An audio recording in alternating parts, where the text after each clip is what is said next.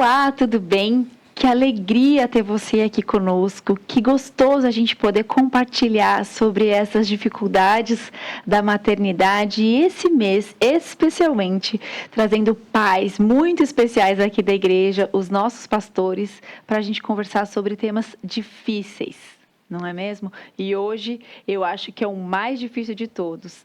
Identidade de gênero. Eu acho que você aí na sua casa já pensou sobre esse assunto, ou já foi questionada sobre esse assunto pelos seus filhos, ou já se questionou como ensinar para os meus filhos a identidade bíblica.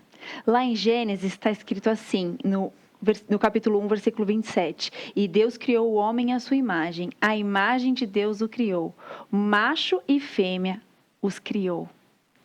Tão difícil, né, a gente poder falar isso com propriedade hoje em dia. A sociedade está pregando tudo tão diferente. Mas antes da gente entrar propriamente no nosso tema, eu quero lembrar vocês das nossas redes sociais, o nosso Instagram, que é o maternidadenareal.ipptv, o nosso e-mail, que é o maternidadenareal@ippinheiros.org.br e da nossa playlist, que está disponível com todos os nossos programas lá no IPP Play. Corre lá para você assistir se perdeu algum. Tudo está lá. E a gente conta com vocês, com a participação de vocês no chat. Nesse programa, a gente pediu alguns depoimentos de pais falando qual era a maior dificuldade deles. E eu quero pedir para rodar o depoimento do Diego. Pode rodar.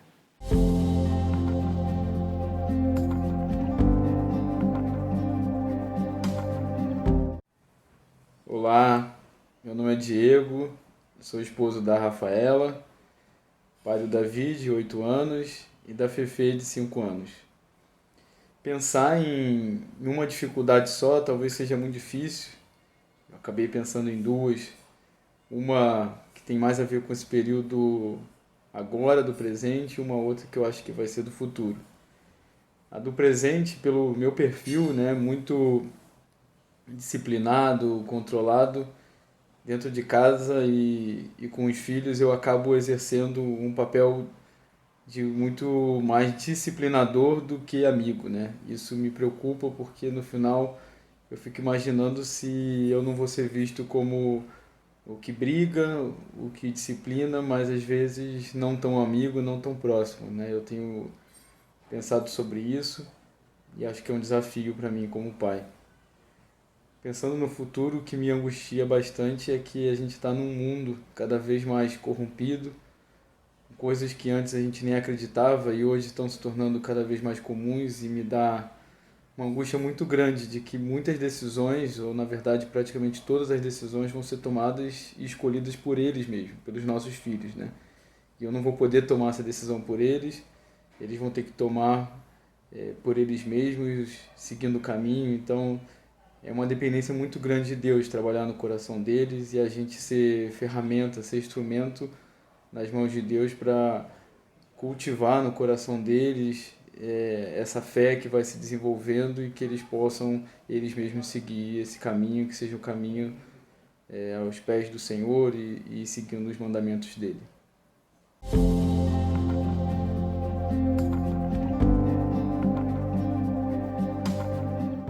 Obrigada, Diego. Obrigada pelo seu depoimento. E realmente é difícil, né? Criar filhos é muito difícil. E é isso que a gente vai falar. Mais um tema super difícil da maternidade e da paternidade. Você já parou para pensar o que é ideologia de gênero? Eu fui pesquisar. E a resposta que eu encontrei foi: identidade de gênero consiste no modo como o indivíduo se identifica com seu gênero. Em suma, representa como a pessoa se reconhece: homem, mulher, ambos ou nenhum dos gêneros. Na verdade, quando a gente tenta entender os termos e as qualificações que hoje são dadas para as pessoas, eu me perco, né? Tem inúmeros nomes, inúmeras possibilidades, mas e a Bíblia? O que a Bíblia diz sobre a nossa identidade? E para conversar sobre isso, estamos aqui hoje. Eu, Rafa, a B e o pastor Nilson. Pastor, muito obrigada. Se apresenta para a gente. Eu agradeço o convite. Muito obrigado, Lise, a Rafa, a B. pelo convite para estar aqui com vocês, compartilhando, aprendendo um pouquinho mais. Bem, eu sou o Nilson, casado com a Fernanda e pai da Valentina. Tá bom assim? Tá ótimo. O pai da Valentina, que está aí bem novinha, 1 ano e 11 meses vai fazer.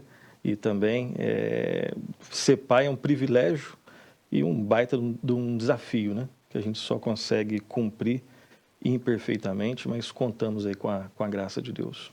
Que bom. Obrigada mais uma vez, Eu pastor. agradeço. E que tema difícil, não é mesmo? Quantas possibilidades a gente tem, não é, Rafa? E eu sou uma pessoa assim muito racional, muito lógica, minha cabeça é lógica. E ao mesmo tempo que esse assunto ele é complexo, ele pra gente ele é simples, porque foi o versículo que a Lise leu no começo, né? Deus criou macho e fêmea. E pra gente que tem na Bíblia a nossa verdade, a nossa regra de fé e prática, aquilo que for diferente disso, pra gente não é o correto, né? Pra gente vai desagradar a Deus. Então, é muito fácil para nós que temos essa verdade entender que qualquer coisa diferente de macho e fêmea não foi aquilo que Deus desenhou, não foi aquilo que Deus esperava da gente, né? Espera de nós. Então, a ideologia de gênero, ela vai contra, né, essa identidade do ser humano. E a gente vê cada vez mais, a gente como cristão, e devia ser uma característica não só dos cristãos, a gente respeita as pessoas, né? Nós devemos respeitar as pessoas, mas o fato de respeitá-las não significa que eu tenha que concordar, né, com as suas escolhas, com as suas decisões. E a gente tem vivido num tempo, né, pastor, que os mais antigos dizem que sempre foi difícil criar filho, que nunca foi fácil, mas não sei se é porque chegou a minha vez, parece que está mais difícil agora. Mas, enfim, a B deve ter relatos de dificuldade também na época que as meninas dela eram mais jovens, mais novas.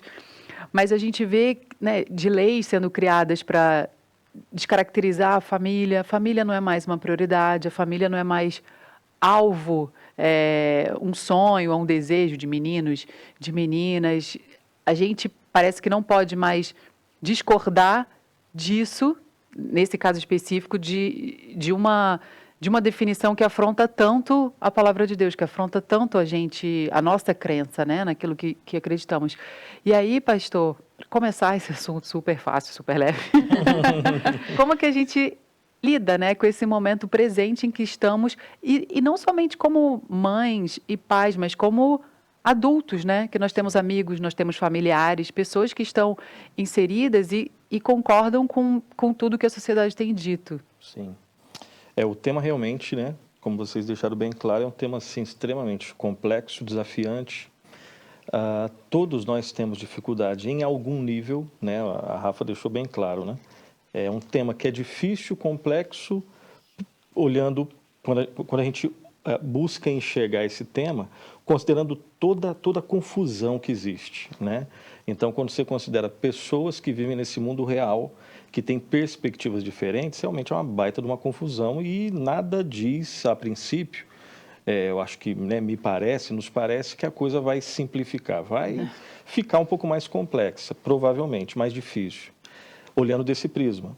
Agora, olhando do prisma da Escritura, né, a gente sabe que realmente, né, existem somente 2 sexos, só 2 gêneros, ponto.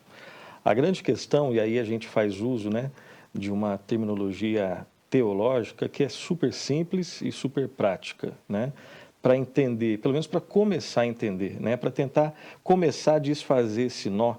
Então a gente se segura, né, quando o mar está muito revolto, você tem que segurar em alguma coisa para você começar a caminhar.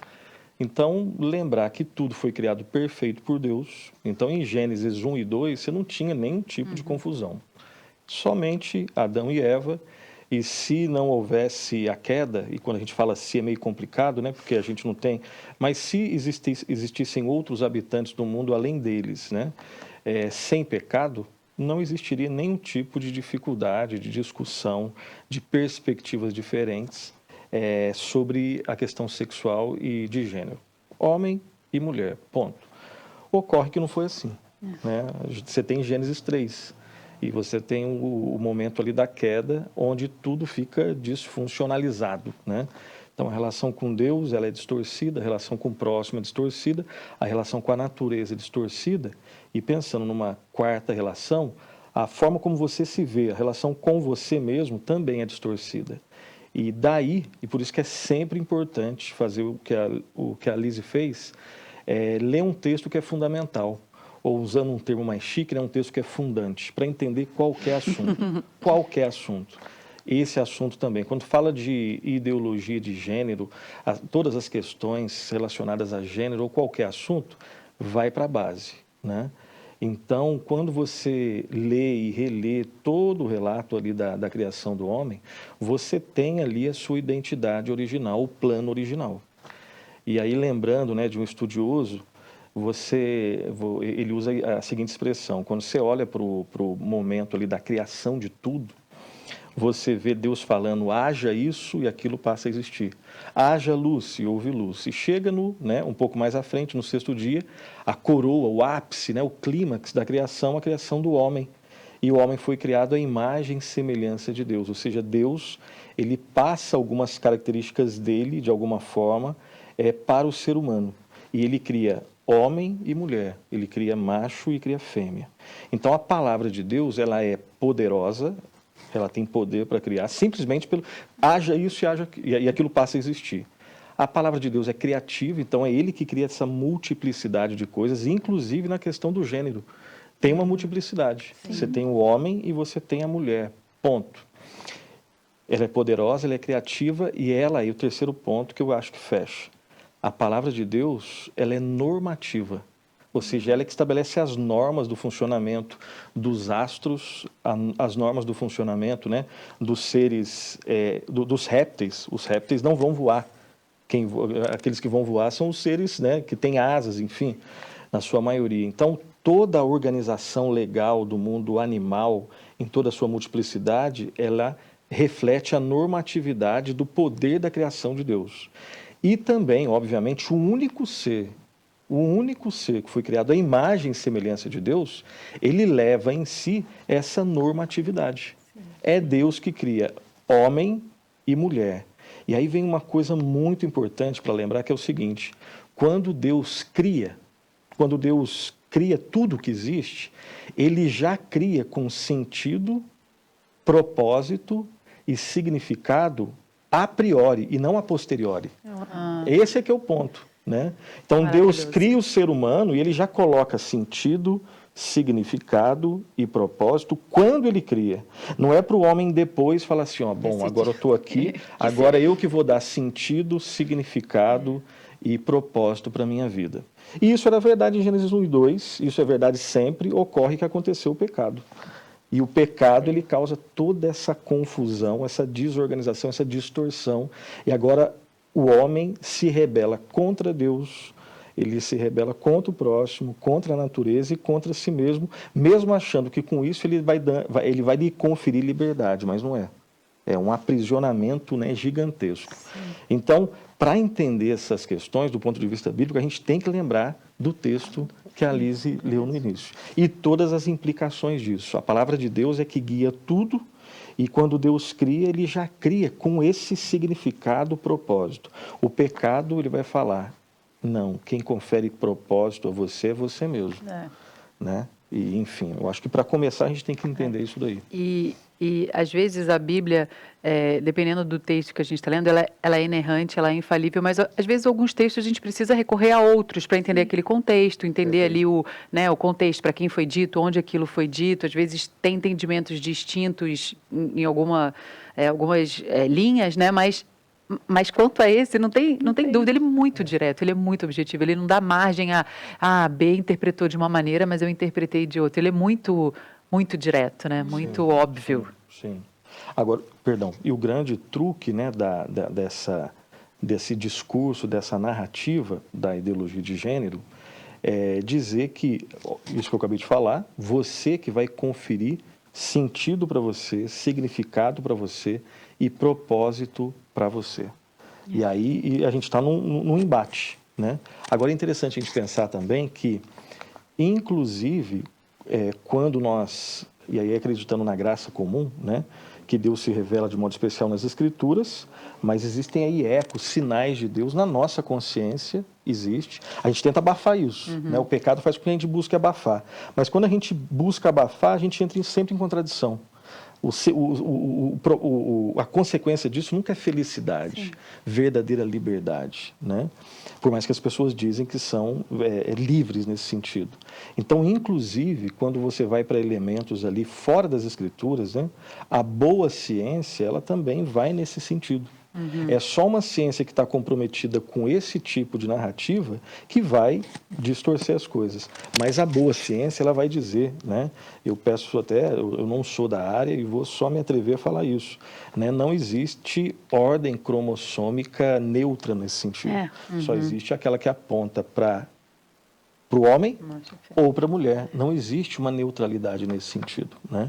Me perdoe aqueles que são mais, né, versados na ciência, eu só me atrevo a dizer isso, mas, né, fica o desafio. Existe alguma ordem cromossômica provada, realmente comprovada, que vá nesse sentido? Não existe. Vamos né? pedir uma ajuda para o Fé e Ciência. Isso. Aí depois o Marcos Eberlin nos ajuda nisso daí. Pastor, existe um esforço, né, do sistema em si para trazer, para encaixar a Bíblia nesse negócio todo, apesar de parecer tão claro e tão simples, né? Para encaixar a ciência também, né? E também, como ciência, acaba não convencendo. A gente lida com tantas pessoas que vêm feridas porque elas foram convencidas, né, de que havia uma confusão de gênero na vida delas. E aí elas caem nesse engano e acabam, o resultado disso é ferida, é mágoa, é tristeza, a pessoa vai ressignificar o seu sexo e ela acaba ficando sem significado nenhum, sem propósito, na vida fica perdida, né? É muito cruel isso. Eu li um caso de um pesquisador da década de 60 que ele fez experimentos assim pegou uma família, ele fazia vários experimentos, né? O nome dele é John Money, e ele fazia experimentos, né, nesse sentido, tentando provar, né, cientificamente que a teoria de gênero resolvia o problema das pessoas, né? E daí ele conhece então uma família que morava no campo, e essa família, eles tiveram gêmeos, 2 meninos, acho que Brian e Bruce, alguma coisa assim. E ele, então, esses 2 meninos, a família estava normal, vivendo feliz ali com a chegada dos 2 bebês, e aí acontece um acidente de percurso. Um dos meninos vai fazer uma cirurgia e há um erro médico e ele tem o pênis ferido lá, lesado por conta dessa cirurgia. E aí, então, eles conhecem esse pesquisador, a família conhece esse pesquisador que vem com a solução. Então, olha, eles são pequenos ainda, né? Basta criar um deles como menina, né? Esse que teve o pênis amputado, você vai criar como menina, ele nem tem noção ainda, e aí de acordo com essa teoria minha, você vai conseguir sucesso, ele vai crescer uma criança feliz. E ele começou a explorar isso em livros dele, mostrando que realmente era um caso de sucesso. Aí alguém foi checar essa história para ver se realmente era um caso de sucesso, e ele encontrou uma família toda destroçada, ferida, os pais entregues a vícios, o filho que foi criado como menina, ele confessou que ele era totalmente infeliz, que ele não era uma menina. O outro acabou se matando, ele também acabou se matando, apesar da tentativa de refazer. Ele chamava Bruce, aí passou a ser Brenda, depois passou a ser David, mas nunca solucionou as questões dele, né? Então, aquilo que as pessoas aí apresentam exploram isso como experimentos, solução, né? Como ciência, como, sabe, assim, como resolver a situação. Parece que você vai resolver a situação das pessoas trocando o pronome pelo qual ela é chamada, né? Sim. Então, resolveu todas as coisas como se fosse tão simples, né? E Deus não é consultado, né? Deus Sim. é colocado de lado, né? Tudo é consultado, menos a palavra. Né? Agora, a minha pergunta, você sabe se os nossos filhos estão expostos a tanta crueldade, a passar por tudo isso, pessoas que podem vir e, de repente, convencê-los de que não, você não é menino, você não é menina. E convencer usando ciência, entre aspas, usando fé, usando o amor de Deus. E aí você, sabe, eles são totalmente quebrados pelo mundo. Às vezes nas escolas, a gente pagando uma grana violenta para os filhos irem na escola e receber esse tipo de abordagem. O que os pais crentes podem fazer? Como nós podemos blindar os nossos filhos, proteger os nossos filhos disso, prepará-los, né, para esse tipo de ataque?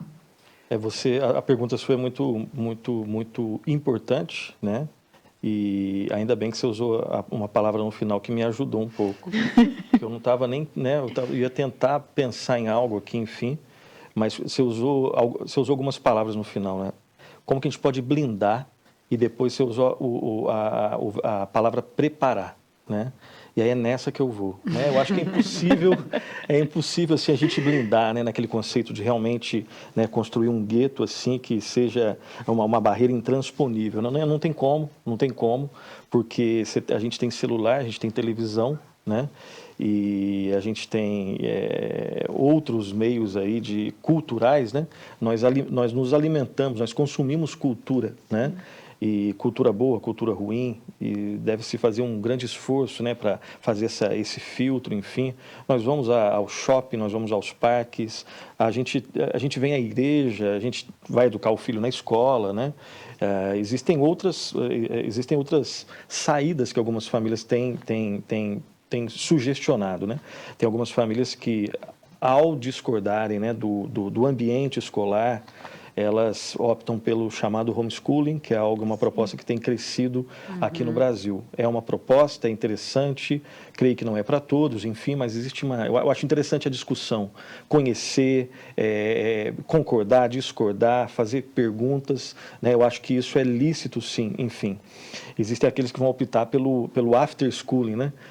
Que eu acho que é a maioria, né? Os filhos vão estar na escola, mas depois do ambiente escolar, você vai ver o que está sendo ensinado no material escolar, você vai conversar, se tiver que conversar com o professor, você vai conversar, enfim, vai ter um embate normal, natural, enfim.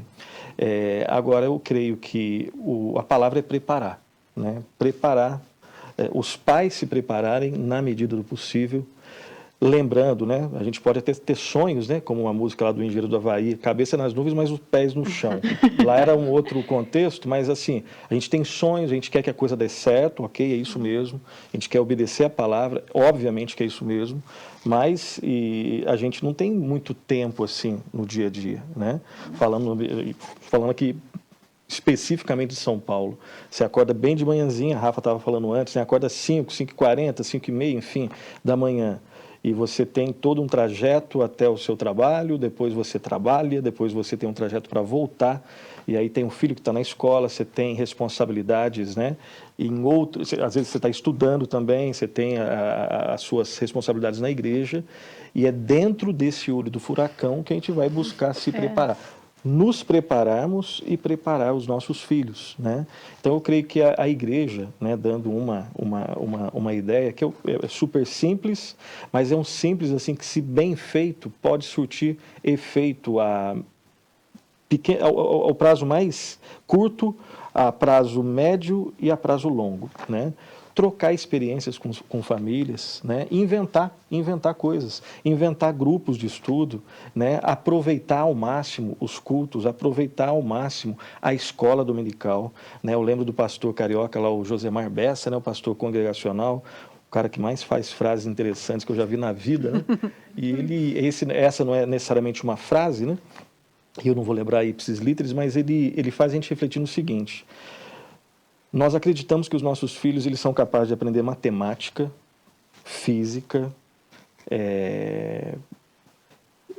teorias sofisticadas de filosofia, de história. Cada um vai gostar de uma área, né?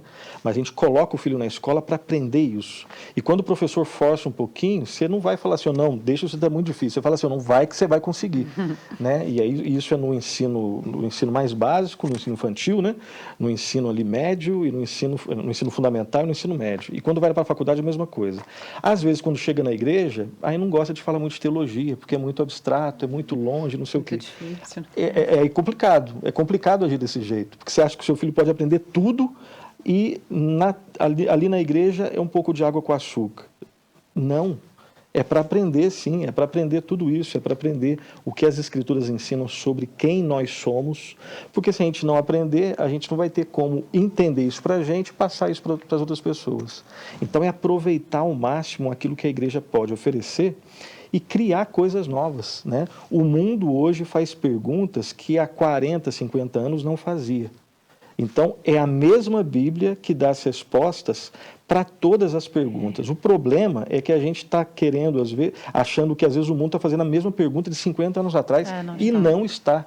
Entendeu? Então, tradição é uma maravilha. Tradicionalismo é uma praga, né? Como alguém disse, né? Tradição é a fé viva daqueles que já morreram. Então, os nossos irmãos do passado já morreram, mas a tradição, por estar baseada na Bíblia, continua até hoje. Agora, tradicionalismo, essa frase de um historiador, Yaroslav Pelikhan, ele dizia assim, tradicionalismo, o que é? É a fé morta daqueles que estão vivos. A pessoa está viva, mas a fé está morta, porque não se agarra na Escritura, se agarra numa tradição que já passou. Então, o mundo de hoje faz perguntas que a Bíblia responde. Só que, às vezes, eu não estou muito interessado nas perguntas que o mundo está fazendo e estou fazendo as mesmas perguntas 50 anos atrás. Esse desafio específico, nós é que enfrentamos. Problemas relacionados a distúrbios na área sexual desde Adão. Sodoma e Gomorra, está bem no comecinho. Agora, um discurso que tem apoio político de grandes empresas, que já entrou há muito tempo no sistema educacional, em todas as esferas, isso só existe hoje. Só existe hoje. Então é buscar as respostas eternas, mas entender que tipo de pergunta o mundo está fazendo. É interessante isso, né? Como a Bíblia é suficiente, não importa o que aconteça. Não importa. Né? Isso faz a gente lembrar do nosso quadro Aprendendo com o Pai. Eu quero chamar o nosso quadro, pode rodar.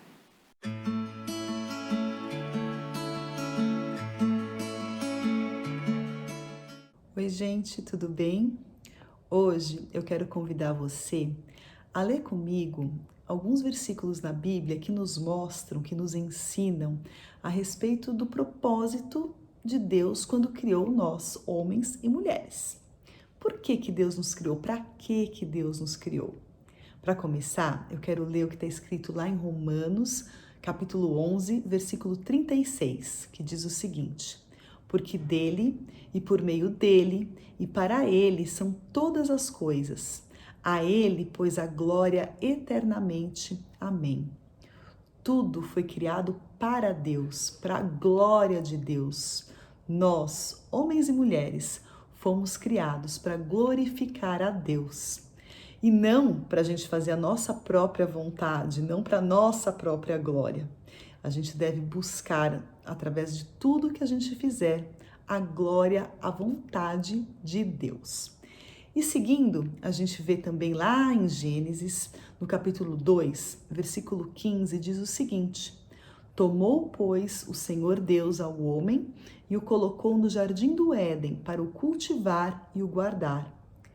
Aqui a gente vê um papel específico que Deus deu para o homem, que era cuidar do jardim, que era cuidar da criação, proteger a criação. Então, claramente, o homem tem o papel de protetor. Enquanto nós, mulheres, lá no versículo 18 desse mesmo capítulo de Gênesis, a gente vê o seguinte: disse mais o Senhor Deus, não é bom que o homem esteja só, far-lhe-ei uma auxiliadora que lhe seja idônea. Nós, mulheres, auxiliamos os homens, mas auxiliamos no quê? No papel principal, para começar, que é glorificar a Deus. A mulher ajuda o homem a glorificar a Deus de uma maneira que ele não seria capaz de fazer se a mulher não existisse. A mulher ajuda e, juntamente com o homem, gera vida. Assim como a união invisível de Cristo com a igreja gera vida espiritual, a mulher, juntamente com o homem, gera vida. Que bonito isso, né? O nosso Deus, ele é perfeito. E ele é perfeito em tudo que ele criou. que a gente possa entregar as nossas vidas a Ele, confiando que Ele é perfeito, que Ele nos criou para a honra e glória dEle, e que a gente possa seguir na nossa caminhada, glorificando e cumprindo a vontade dEle nas nossas vidas, como homens e mulheres.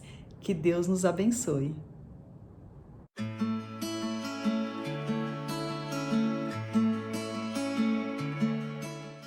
Amém, Raquel. Que Deus continue nos capacitando para cumprir a sua obra como homens e mulheres. E, pastor, continuando aqui na nossa discussão, se a gente for olhar, a sexualidade é uma coisa extremamente importante. Nós fomos feitos seres sexuados, né?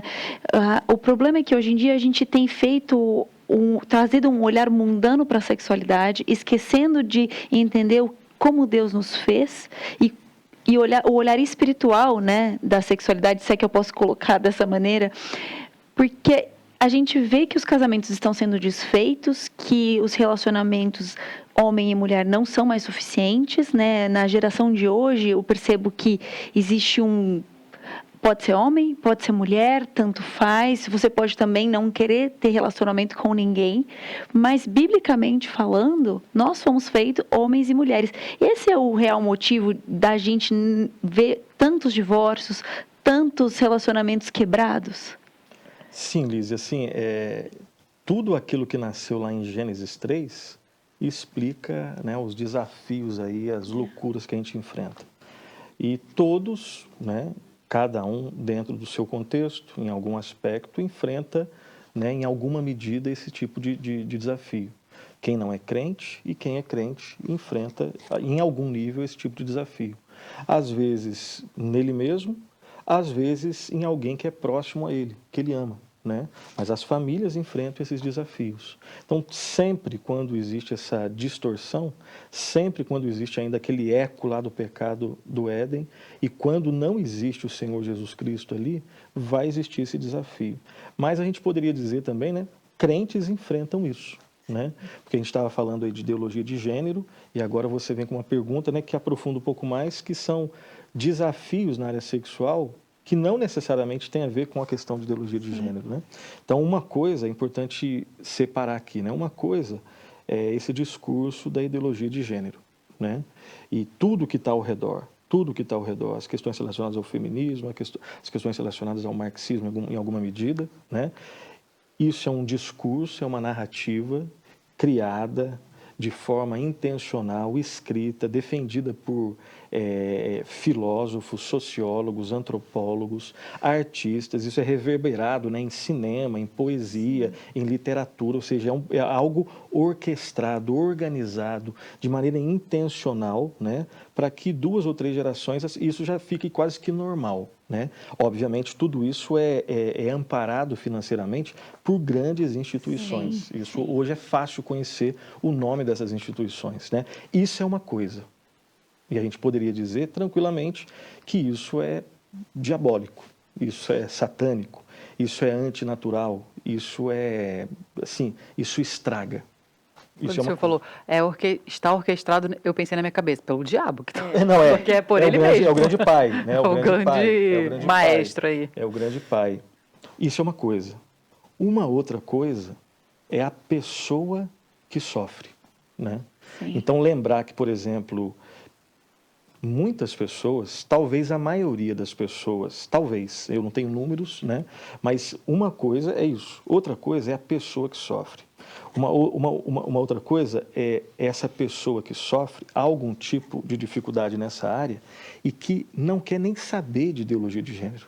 Muitos são. Sim. Né? Existem, obviamente, né, tem nomes homossexuais que discordam de tudo aquilo que tem dentro do pacote da ideologia de gênero. Né? E outras pessoas, né, que lutam contra isso, né? Que têm dificuldade nessa área, experimentam sofrimento e não tem nada a ver com ideologia de gênero. Então, uma coisa é esse projeto. Isso deve ser realmente estudado, analisado e respondido à altura. Ponto. Outra coisa é o ser humano que está sofrendo. E mesmo aqueles que, de repente, defendem isso daí, que merece, né, a oração, que merece o braço aberto, que merece a porta aberta, e principalmente aqueles que sofrem com isso, choram com isso, às vezes, né, conseguem falar, outros de repente passam boa parte da vida ou toda a vida sem falar nisso e que sofrem com isso. Então a igreja, né, separar essas duas coisas. Aqui é um tipo de resposta, aqui é um outro tipo de resposta, né? Mas tudo isso tem origem, né, na origem de todo o mal, que é o pecado, né? E então alguns vão ter esse tipo de dificuldade, outros cristãos, né, homens ou mulheres, vão ter dificuldades em outras ordens relacionadas, né, à questão sexual. E o que a gente precisa é o que a gente precisa para tudo aquilo que acontece de errado na nossa vida, né? O que a gente estava falando lá no início, né? Tudo foi criado perfeito por Deus, tudo caiu com pecado. Agora, tudo aquilo que foi criado perfeito por Deus, o que caiu com pecado, experimenta a redenção em Cristo, né? Experimenta a redenção em Cristo. Existe esperança, pela graça de Deus existe. Não só para eles que têm esse tipo de dificuldade, outros que têm outras dificuldades. É que o assunto de hoje é esse. Existe perdão? Existe. Existe esperança? Existe. Ah, mas eu fiz isso, fiz aquilo, fiquei tanto tempo. Existe perdão e existe esperança. Naquele que disse, né, vinde a mim, todos vós que estáis cansados e sobrecarregados. E esses sobrecarregados pelo pecado. Vinde a mim, eu vos aliviarei. Vou dar descanso, né? Se você confessar o seu pecado, o Senhor te perdoa e te purifica de todo pecado, de toda injustiça. Então existe esperança. Não existe esperança nem perdão para a narrativa. Sim. Né? Para a narrativa, não. É uma coisa é o pecado, outra coisa é o pecador. Existe perdão para o pecador que se arrepende pela graça de Deus. O pecado um dia vai ser eliminado. E toda narrativa que chama o pecado de coisa boa também um dia vai ser eliminada. Então são tratativas diferentes para a narrativa, para o projeto e para a pessoa que sofre com isso. Né? Mas é muito cruel, né? Isso. O senhor estava comentando que a gente está respondendo a novas perguntas, né? Mas existem algumas perguntas que talvez sejam as mesmas, só que elas estão chegando muito antes, né? Existem algumas perguntas que se repetem, mas antes eram feitas quando você tinha 20 anos, 15, e agora meu filho de 9 está me perguntando. Exato. Né? Tá tirando umas dúvidas que não deu tempo de eu me preparar para responder isso. Então, essa questão da preparação da gente como pais também, né? Ou avós, ou tios, enfim, como adultos, a gente tem que estar no alerta que a qualquer momento vai chegar uma dúvida ou uma pergunta. A gente estava de férias agora e a minha caçula, 6 anos, me chamou, assim, a gente estava num shopping, aí ela veio meio que chorando para mim, eu falei, tudo bem? Aí ela falou, não, é que eu vi 2 meninas se beijando e isso não sai da minha cabeça, eu não estou gostando de ficar pensando nisso. Mas ela estava chorando, de verdade, ela estava incomodada, sabe? Aí a gente parou no meio do shopping, aí eu meio que contextualizei, ela sabe que não é isso, né? Deus fez homem e mulher, elas estavam fazendo alguma coisa que não era certa. Paramos, fizemos uma oração para sair da cabeça dela, fizemos uma oração pelas meninas, que eu não cheguei a ver, mas é muito cruel uma criança de 6 anos se deparar com essa situação, já tem uma opinião sobre isso, sente uma coisa que ela não consegue distinguir exatamente o que é. E aí tudo fica meio bagunçado, né? Porque antes, lá em Gênesis 2, ainda tem uma passagem que fala que Adão e Eva eles estavam nus e eles não se envergonhavam. Gênesis 2, 25. Era um momento ali íntimo, né? De uma integração ali entre a sexualidade deles e uma parte espiritual. Mas hoje, se você pegar o nu, aí fica tudo descambado, não tem mais problema nenhum, não tem mais... Não tem mais um pudor, não tem nem mais uma questão de educação que antes a gente tinha de se a menina está de vestido, ela tem que sentar assim, porque não pode aparecer. Não, hoje senta como você quiser, seu corpo, suas regras, as pessoas têm que se respeitar. Então, vai descambando para outras... Sim. Gente, eu nem sei se essa expressão, eu poderia ter dito, essa expressão descambar. Não sei se isso é ok, mas enfim, vai se desenvolvendo para outros lados que vai corrompendo tudo. E aí você vê normatizado um casal do mesmo sexo, e aí a instituição do casamento já fica meio, né, para as crianças que estão se desenvolvendo, até a própria instituição do casamento, ela já fica com algumas alternativas, já temos alguns modelos distintos, e ok isso também, e é isso que eu estou falando, traz consequências nessa narrativa em coisas simples do nosso dia a dia. Sim, sim. E tudo isso, né, é pensado, né? Existe uma redefinição da questão do gênero, que você vai ter que redefinir outras coisas, né? Porque você mexe numa peça, outras vão estar no pacote, né? Então, obviamente, você tem que redefinir o que é família, né? Você tem que redefinir o que é muita coisa, né? Você tem que, inclusive, né? Isso aqui é um pouco mais duro, né? Mas isso já é falado já há algum tempo. Indo nessa sequência, indo nessa velocidade, né? Essa coisa de que não existem só 2 gêneros, existem mais. Porque antes não eram 2, agora existe um terceiro. Agora não, existem vários outros. Gente, vários isso é outros. difícil Né? entender. O próximo passo, né? Embora isso seja complicado de falar, mas é exatamente isso. É a animalização. Né?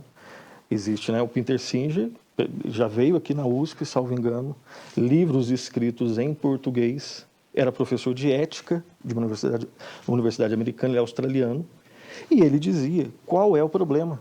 Se o animal consentir, qual seria o problema? Aí você fala assim, não, você está exagerando. É só procurar. Uma coisa é você saber que existem pedófilos. Outra coisa é você saber que existe partido pedófilo. Isso já existe na Holanda há algum tempo. Né? Há algum tempo. Então, e aí assim, coisas que eram estranhas há 10 anos, hoje já não são tão. Sim. Né? E coisas que, por exemplo, hoje, falar isso é uma coisa que é estranho falar. Né? A gente treme para falar. Mas daqui a 10 anos, nesse ritmo, né? Porque quando você defende que realmente tudo, né, é relativo, tudo é relativo, e não adianta, por exemplo, né, alguém que está nos assistindo, né, é claro que aqui é um programa 40, 50 minutos, né, não tem como a gente citar né, os livros, todos os teólogos, ou teóricos que falam sobre isso, inclusive teólogos, né, pasmem, né, inclusive teólogos que falam sobre isso. Mas, realmente, relativismo é isso, né? É acreditar que, realmente, aquela frase linda, né, de para-choque de caminhão, todo ponto de vista é a vista de um ponto. É lindo. Aí você pode fazer o que você quiser com essa frase. Né? Você pode, realmente, né, o que eu tô dando um ponto de vista é a vista de um ponto. Se eu tivesse aí, na sua perspectiva, eu ia enxergar de uma outra forma. Só que eu posso, com essa frase, defender que a realidade, eu não consigo captar toda, mas ela existe. Ou seja, é possível falar essa frase, todo ponto de vista é a vista de um ponto, e defender verdade absoluta, né? Eu não sou dono dela, eu não consigo captar toda a verdade, mas eu sei que ela existe. Então eu consigo ver algumas coisas, a Lise vê algumas coisas, e assim a gente vai aprendendo junto. Agora eu posso pegar essa frase para defender o que eu quiser, o relativismo absoluto, né? Então, é o seu ponto, eu estou tendo um outro ponto. Me respeite. Né? Me respeite. Qual é o problema? É o caminho, né? Agora, e a pessoa acha que defendendo isso, ela consegue colocar limites, não consegue. Porque se amanhã ou depois eu tiver um outro ponto, e já existe no Brasil, deputado já chegou a falar isso, né? Que de repente algum tipo de relacionamento com alguém muito mais novo, qual é o problema se tiver consentimento? Aí você fala assim, não, aí exagerou. Não, calma aí, exagerou se você acredita em verdade absoluta. Porque se você acredita que realmente todo ponto de vista é a vista de um ponto para defender um relativismo, qual que é o critério que você fala assim, ó, você está certo ou estou errado? Não tem mais critério. Não tem mais. Não existe mais critério, sabe? E não é mentira isso, a gente vê isso aí, a gente poderia dar vários outros exemplos, em filmes, enfim, filmes que fazem sucesso e que defendem umas coisas assim que há 20 anos você fala assim, não, impossível. Não, é possível e provavelmente vai piorar. Né? Eu queria ler um texto aqui, antes da gente terminar, né? Aqui em Provérbios 3, no 5 está escrito assim, confia no Senhor de todo o seu coração e não te estribes no teu próprio entendimento. Reconhece-o em todos os seus caminhos e ele endireitará as tuas veredas. Não seja sábio aos teus próprios olhos, teme ao Senhor e aparta-te do mal. Será isso saúde para o teu corpo e refrigério para os teus ossos. Aqui, algumas coisas que a gente pode falar daqui, que eu anotei rápido aqui, é o seguinte. Primeiro que a natureza do homem, ela possui, como eu disse, sentido a priori e não posteriori. É Deus que define o sentido. Uma outra coisa que esse texto nos ensina é que o homem, ele é limitado e caído. Isso, não, assim, até quem não acredita na Bíblia e tem, né, assim, o mínimo de graça comum sabe disso. Tem alguma coisa errada com a gente. A gente não pode tudo. A gente tem uma tendência mais de errar do que de acertar. Então, é Deus que coloca o sentido. Nós somos limitados. Uma pessoa que é limitada não pode confiar em si. Tem que confiar em Deus. O texto deixa bem claro. E o texto deixa também claro uma coisa que é interessante, que é o seguinte: o temor do Senhor, ele possui implicações para o nosso corpo. Ele vai endireitar o nosso caminho, e obedecer ao Senhor será saúde para os seus ossos. Desobediência a Deus afeta não somente a nossa mente, deixa a gente culpado e a gente chora. Se essa desobediência não tem freios, e se você começa a chamar a desobediência de obediência e coisa boa, obviamente isso descamba inclusive no corpo. Isso adoece. Inclusive no corpo. É por isso que às vezes aquela justificativa, né? Mas eu não me sinto assim. É verdade às vezes. É possível que às vezes eu não sinta nada positivo em relação às questões de santidade. Eu não estou sentindo nada. Eu acho uma chatice. É verdade que isso pode acontecer? Claro que é verdade. E o contrário. Eu tenho prazer no pecado. É possível que alguém chegue a esse nível? Claro que é possível.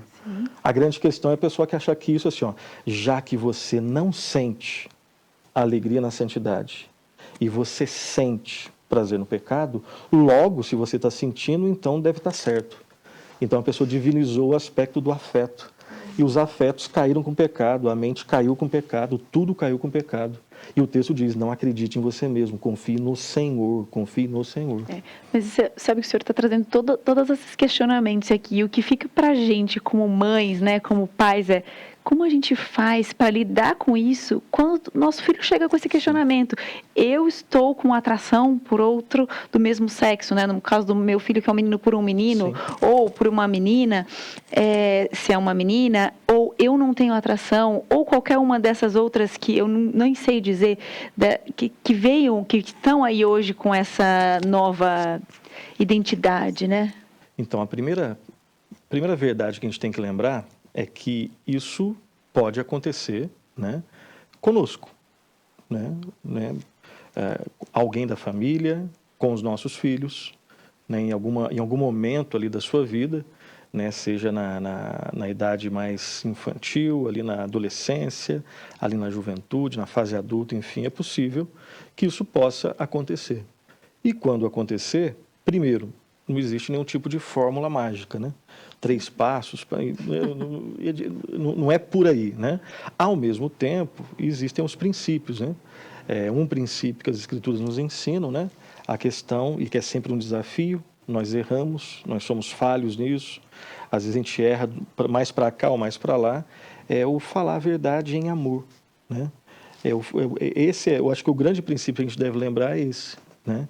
É o meu filho, é a minha filha, é o meu irmão, é o meu amigo, enfim. Eu te amo, eu quero o teu bem. Por querer o teu bem, eu quero falar para você qual é o plano de Deus. Se a pessoa de repente já sabe, né? Você sabe, você foi ensinado, enfim. Mas hoje você está pensando diferente. Eu não vou te abandonar, eu vou chorar com você, eu vou chorar por você. Se você deixar, eu vou orar com você, eu vou orar por você. Eu vou sofrer junto com você, não vou te abandonar, mas esse caminho que você está indo, segundo a palavra de Deus, é um caminho que, primeiro, ofende a Deus, ofende os seus pais, ofende a você mesmo, embora você não reconheça, e só vai trazer consequências das quais você vai se arrepender. Mas eu estou aqui do teu lado, eu estou aqui, quando você quiser conversar, é sempre deixar uma via aberta. Agora, é claro, falando isso aqui agora no programa, sem estar experimentando, é uma coisa. E experimentando, nós somos tentados a querer falar mais alto, né? Se for criança, claro que criança, as Escrituras ensinam também, né, a questão da disciplina, nos seus vários níveis. Sendo já um jovem, isso já não entra no pacote, né, ali do tratamento. Mas a conversa, agora nós vamos ser tentados, às vezes, a perder a paciência, né? Nós vamos ser tentados, de repente, a errar, ou na verdade ou no amor, sermos grosseiros, achando, só estou falando a verdade. Ou, de repente, falar assim, quer saber de uma coisa? Já que amor inclui tudo, então esquece, de repente nem é pecado. Então nós vamos ouvir várias vozes, né? As Escrituras vão, de novo, calibrar o nosso discurso. é falar a verdade, isso é pecado em amor. Mas existe perdão, existe esperança no Senhor Jesus Cristo. E enquanto eu estiver vivo, eu vou acreditar nisso, eu vou te esperar. E de repente, eu não veja os resultados das minhas orações. Sim. De repente, eu morra sem ver você voltando para Jesus. Mas mais importante do que eu ver você voltando para Jesus, embora eu queira, eu quero é que um dia nós estejamos juntos nos céus. Bem. E para estar lá é só pela misericórdia, assim como acontece com cada um de nós, é pela misericórdia e pela graça de Deus, e que Ele tenha de você, de nós, né, dos pais, dos filhos e de cada um de nós. É nada do que a gente faz, né? Exatamente, é graça. Exatamente. É graça. Exatamente. E continuando aqui, lembra que eu falei que alguns pais tinham gravado para a gente o vídeo sobre as dificuldades? Eu queria pedir para rodar os vídeos do Luiz e do Diogo. Pode rodar os vídeos. Eu sou Luiz Fernando, sou casado há 38 anos com a Elza Maria, mais 8 de namoro, são 46 anos juntos. E quanto a essa questão de filhos, Deus nos deu 2 filhos, o Murilo e a Rafaela. Deram também a Natália e o Diogo. E agora nós temos 2 netinhos, a Lorena e o Benício. E quanto a essa dificuldade da paternidade, eu entendo que ao longo dessa jornada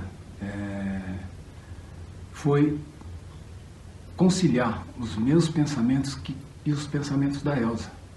Porque quando casamos, nós temos uma bagagem familiar. E houve atritos, houve conversas, houve até brigas, né? Mas depois que conhecemos a Cristo, nosso Salvador e Redentor, a nossa família mudou. Não que não haja mais isso. Até hoje existe. Mas só que a gente tem aonde se apegar. A gente tem a palavra de Deus. Tudo isso fez uma grande diferença nas nossas vidas. E agradecemos a Deus por isso. É isso que a minha maior dificuldade foi isso. Fala pessoal, tudo bem? Meu nome é Diogo. Eu sou o marido da Rafa, pai da Lolô, pai do Beni. Sobre esse assunto, né, de maior dificuldade, desafios na paternidade, eu diria que não tenho. Nossa, eu sou assim um pai perfeito.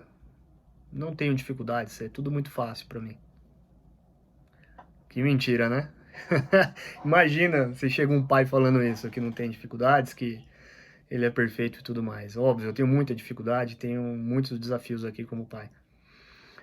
Desde coisas mais simples, como diferentes visões das pessoas que convivem com as crianças em relação à educação, em relação à alimentação e tudo mais, até outras coisas mais específicas. Mas se fosse para eleger uma principal coisa, assim, que, cara, isso aqui é difícil, isso aqui é um desafio para minha paternidade, eu diria que é o ensino, a correção, na palavra de Deus, sempre, sempre, sempre na palavra do Senhor. Não é fácil, às vezes a gente perde a paciência e a gente se esquece que tem ali como pano de fundo a palavra do Senhor. Então, aquele ato de sentar com a criança, mostrar para ela onde ela errou, aplicar a disciplina bíblica, falar da palavra de Deus, produzir ali, né, mudança, colocar a sementinha no coração da criança, e você não trabalhar ações humanas, você trabalhar coração, isso para mim é um grande desafio aqui na paternidade. Eu vejo que isso não é só agora, né, quando as crianças são bem pequenininhas, mas conforme elas vão crescendo, esse desafio continua, na adolescência esse desafio continua, e eu tenho certeza que até depois meus filhos aqui como adultos, como a autoridade dos pais permanece, né, sentar para conversar sempre na palavra do Senhor, isso é um grande desafio para mim, eu acredito que para muitos pais, na verdade. Que bênção, que gostoso que a gente vê que não sou só eu que tenho dificuldades, não sou só eu que tenho as minhas questões na maternidade, os pais também têm, e acho que os pais que estão assistindo também viram isso, e todos nós somos falhos. Pastor, a gente está chegando ao fim, a gente tem um minutinho, o senhor gostaria de deixar alguma palavra final? Palavra final, né? Primeiro agradecimento por estar aqui com vocês. Lembrar também que todos nós, né? Eu estou falando aqui daquilo que eu acredito, eu creio nisso, ponto. Mas eu tenho dificuldade em tudo isso, né? Em tudo aquilo que foi colocado aqui. Eu creio que vocês também, todos aqueles que estão nos assistindo, né? E as Escrituras, elas nos dão esperança, sim, né? Nos pecados, nessa área sexual ou em outras áreas, né? As Escrituras realmente nos dão esperança. Elas deixam bem claro a seriedade do pecado. É pecado, é sério, é uma ofensa contra Deus, mas existe perdão mediante arrependimento e fé no Senhor Jesus Cristo. Que nós possamos, né, lembrar daquele, né, um dos versículos mais conhecidos, lá 1 João 1,9, se confessarmos os nossos pecados, Ele é fiel e justo para nos perdoar os pecados e nos purificar de toda injustiça.